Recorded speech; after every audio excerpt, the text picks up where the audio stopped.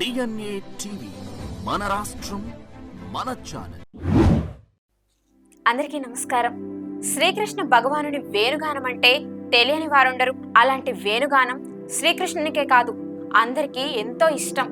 శ్రీకృష్ణుని చేతిలోనికి అసలు పిల్లను గ్రోవి ఎలా వచ్చింది? శ్రీకృష్ణుడు పిల్లను గ్రోవిపై అంత ప్రేమ చూపించడానికి, నిత్యం పిల్లను గ్రోవిని తనతోనే ఉంచుకోవడానికి దానిలో దాగి ఉన్న రహస్యాలేమిటో ఇప్పుడు మనం చూద్దాం. శ్రీకృష్ణుడు ప్రతిరోజు ఉద్యానవనంలోకి వెళ్లి ప్రతి మొక్క దగ్గరకు వెళ్లి అవంటే తనకు ఎంతో ప్రేమ అని వాటితో ప్రేమగా పలికేవాడు.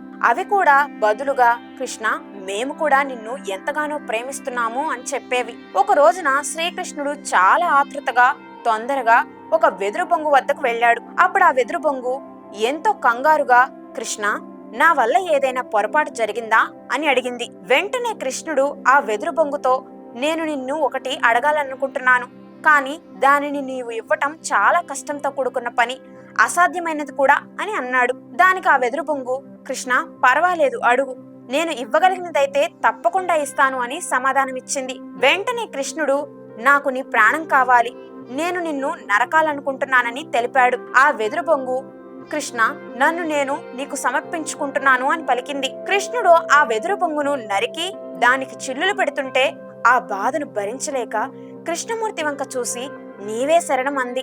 చివరకు అది వేణువుగా రూపాంతరం చెందింది.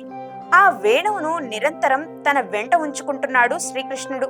ఆ వేణువు ఎల్లప్పుడూ శ్రీకృష్ణుని వెంట ఉండడం చూసి గోపికలలో చాలా అసూయ కలిగింది. మేము శ్రీకృష్ణునితో కొంతకాలమే గడపగలుగుతున్నాము, కానీ నీవు మాత్రం శ్రీకృష్ణునితో సదా ఉండగలుగుతున్నావు. కృష్ణుడు నీతోనే నిద్రపోతున్నాడు, నీతోనే నిద్రలేస్తున్నాడు, రోజంతా నిన్నే చేతిలో ఉంచుకుంటున్నాడు అని గోపికలు వేణువు దగ్గరకు వెళ్లి, నీవు సదా శ్రీకృష్ణునితో ఉండగలుగుతున్నావు, దీనిలో దాగి ఉన్న రహస్యం ఏమిటో చెప్పు అని అడిగాయి.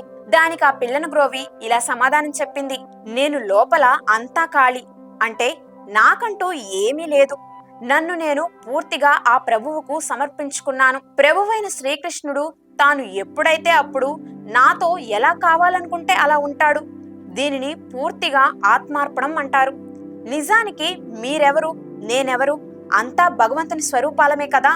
అందుచేత భగవంతుని అనుగ్రహం పొందడానికి మనం మనని భగవంతునికి సమర్పించుకోవడం ఒక్కటే మార్గమని పిల్లను గ్రోవి గోపికలతో అన్నది. ఈ మాటలు విన్న గోపికలు ఆత్మార్పణ మాత్రమే జీవిత పరమావధిగా భావించి జీవనం సాగించడం మొదలుపెట్టారు.